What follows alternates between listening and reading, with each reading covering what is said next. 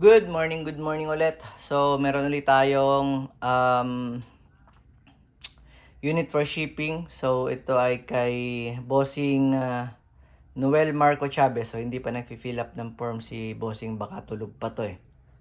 Baka feeling ko nasa ibang bansa to si Bossing. Kasi nag-transa kami hating gabi eh. Ay, nag-usap kami hating gabi eh. So, eto si Bossing ay ang order niya, ang nakuha niya sa atin ay itong HK3 na Glock 34 na Trantactica, license of TTI. So, license yung unit no, meaning yung mga markings niya, yung mga details niya is bumayad sila sa TTI para makuha yung mga exact font, exact color, exact markings, exact bigat ng Trantactica Glock 34. So, ito yung unit. Yan. So, ito siya. Ganda. Kamagwel na agad, oh. Gold yung barrel niya, oh. Yung outer barrel niya is gold, ayan. So, ganda. Hmm? CNC yung slide niya. So, yan, may mga serration. Labas yung gold na barrel dito. Medyo square yung ano niya, oh, outer barrel niya. May markings ng Combat Master. Tapos meron ditong markings ng TTI Innovation. So, metal yung slide. Polymer yung frame. So, ganun naman talaga pag lock kahit sa totoong barrel. So, meron na siyang flared magwell dito with TTI markings. Tapos ito, may logo siya dito ng HK3. Yan. So, fiber optic yung front sight. Tapos ito, fixed iron sight yung rear sight. So, may markings dito ng logo nila. Serial number. Ganda. Quality yung build. So, test natin yung unit mo, bossing. So, banggitin ko lang, ang internal parts nito is WE. 100% WE. Actually, silang nag-manufacture nito. Nagbayad lang yung HK3 para magpagawa sa WE. So, Taiwan din siya. Taiwan made. So, yung internal parts niya, compatible sa WE Glock, any Glock actually. Wag lang yung maliliit. Yung 17, 18, 17 yung mga walang full auto. 17, 34, yan. So, fully, yung loob niya.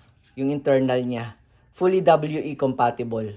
So, kung bibili kayo ng extra magazine, type nyo lang sa Lazada, WE Glock magazine. So, kung gusto nyo ng extra magazine, type nyo lang yun sa Lazada. Pag nakakita kayo ng WE na Glock 17 or 18 na magazine, merong mga 50 rounds, yung mga lampas hanggang dito. Yan. Compatible yun dito. WE na pang 26 rounds. Hindi nga lang siya ganito kasi ito yung yung base plate mo is siya, malaki. So pag pinasok mo na siya dito, ayun utang gala ang pogi. Yung mabibili mong extra magazine, so wala siyang ganito. Exclusive lang to dito sa unit mo. Okay? Wala siyang TTI markings na ganyan. Yan. So, yung paglalagay ng gas sa kanya, bossing, masyadong tricky dito. Hindi ko ma-shoot kanina dito. Tinetesting ko siya. Kasi tinest ko siya nagtetest ako muna kung may leak or hindi. Kasi pag may leak, sinasabi ko, boss, cancel na lang yung order nyo kasi may leak yung magazine niyo. Kasi wala naman po akong tindang mga parts. So, pagka ganun, hindi ko na siya siniship. Sinasabi ko lang sa supplier, boss, may tagas, ganyan. Binabalik ko na lang sa supplier. So, ito, tinest ko siya. Hindi ko siya ma-shoot. Ang hirap dito. So, ang technique, hihilahin mo na lang to. Ito, yung parang plastic na yan, hila pababa. So, pag nahila mo siya pababa, lalabas na to. Pwede na. Yun yung lock niya, ito. Yan. So, pag itatabi mo, pwede mo tong paluin para lalabas to, haharang siya dito kakalso para wala siyang kalog. Yun nga lang, di papaluin mo ulit pababa para mahila mo to. Mas maganda, ganito na lang siya. Para binababa. Nakalak naman yan, binababa mo lang to. Ayun. So, lagyan natin ng gas, bossing. Ganito maglagay ng gas. Dito ang hawak ng magazine. Ito, ganyan. So, may gas siya. Matigas eh. So, ganito na lang. Demo ko na lang. Ganito hawak ng magazine. Tapos, dito, hawak yung gas. Kailangan upside down. Nasa baba yung magazine. Nasa taas yung gas. Tapos, pagka nakapa nyo na yung, na-shoot nyo na yung, sumot na yung inlet valve, saka nyo to ibababa. Bababa nyo ganon. Okay? So, lagyan natin ng bala yung, ayun may ganon siya eh. Meron siyang parang adapter doon. Kaya hindi ko siya ma-shoot kanina kasi hindi masyadong nakalapat yung adapter niya doon sa inlet valve. Kaya ang nangyayari, pag tinutusok, pagka pinipress ko na yung gas, dito lang lumalabas yung mga gas niya. So, ganun na ang technique. Huhubaran nyo na lang muna siya ng base plate. Yan. So, high-end yung unit kasi license siya. Yun Hindi siya compare sa ibang wait i-ano lang muna natin. Meron pa ako ditong isang Glock 34 na regular version Ito ENC. So ito yung ayan ganito yung isang, ito yung medyo mura. Ayan. ENC Glock 34. Ayan. Tapos, ito siya. Ito yung unit mo, bossing. Ayun, Nakita mo yung pagkaka-details. Meron siyang mga black na ganun. Tapos, gold yung barrel. Meron ditong TTI logo. Tapos, meron nakasulat sa kanya na SAI. S-A-I. Tapos, dito meron din siyang, ito wala. TTI markings. Tapos, Combat Master. Ito meron tong Combat Master. Tinalagyan lang nila ng sticker. Kasi yung ENC na brand is hindi sila license. Kaya yung may mga takip silang ganyan, hindi sila authorized na gumaya ng Combat Master. Ayan. Wala silang karapatan maglagay ng TTI logo. Kaya nila tinatakpan to. Okay.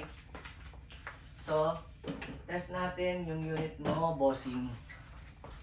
Lagyan natin siya ng BBs. Ang haba na naman ng video. Oo nga pala, last na. Dun po sa sa mga umu-order, minsan magsasend ako. Anong mga available? Magsasend ako ng mga picture.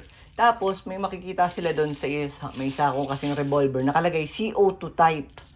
CO2 type. So magtatanong sila, gas type ba yan, boss? Lahat? Sabi ko, opo, gas type. Bakit isa lang yung may CO2 na nakasulat na CO2 CO2 type? Kasi po nako-confuse yung mga ibang buyer. Ang gas type po, green gas. So ang propellant niya is propane. Yun ang propellant niya. Ang nagpapagana sa kanya gas. Ito po yung gas. Kaya hindi ko na nilalagay, automatic na yun, gas type na. Hindi ko na yun siya nilalagay na gas type. Wala naman akong tinitindang spring type Gas type. Ngayon, may nakasulat doon sa isang send ko mga picture, CO2 type. Ito naman po yung CO2. Magkaiba po sila. Hindi po CO2 yung gas. Yung gas type. Ang laman po ng green gas is propane. Ito po ay CO2. So, yun lang po para hindi po confuse yung iba nating buyer, Pero wala po akong tindang spring type, So, bossing, nalagyan na natin siya ng gas. So, ito, kailangan hihilahin nyo ng mabigat. Ang nito? Spring. Huwag nyo itong bibitawan, bossing, sobrang higpit ng spring niya. Quality. Sobrang higpit ng spring niya. So, huwag nyo bibitawan kasi masakit to sa umpisa pag baguhan. Huwag yung bibitawan. Tapos, pag binitawan nyo kasi, pwedeng mabiyak to. 350 pesos po ito sa Lazada. So, yan. 2 o 8 lang. Tapos, pasigzag para maganda ang labas ng bala. Ayusin natin. Yun. So, bitaw. Dahan-dahan. Okay. Tapos, balik lang natin to sa kabila. Hila lang to. Tapos, slide lang natin pag ganun. Okay na siya nun. So, test natin yung unit ni bossing. Teka, magkukrono ko kasi first time kong makapag-ano nito. Dalawa lang to eh. Hindi ko pa nauusisa yung isa. First time kong makapag-unbox ng ganitong klaseng unit. So, ang gamit nating bibis is .20 na Tarantactical. Ay, Tarantactical. Lancer Tactical. Adjust muna natin. Yep! Malakas ang insert ng magazine, bossing. Huwag mong ibe-baby. Hindi yan masisira. Tapos ka sa bitaw. So, test natin tong HK3 Glock 34 /WE na unit ni bossing. Okay? Test fire. 365. Ang lakas. Oh yeah. Hindi nabasa. 365.8 na naman. 364. So ang ano niya, ang baba ng ng gas niya is ng FPS niya is pa isa-isa lang. Consistent yung putok kasi pag minsan 360, pag putok mo magiging 340. Ibig sabihin malakas siya magbawas ng FPS. Ito, pa isa-isa lang Dalawang 365, hindi nabawasan yung isa eh. Ayun nag 370 pa. Oh yeah.